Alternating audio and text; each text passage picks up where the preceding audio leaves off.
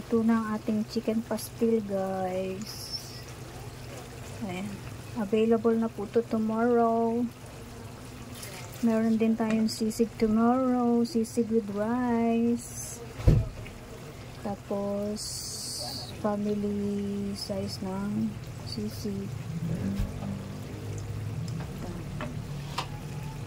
Ayan. Tikman mga budang.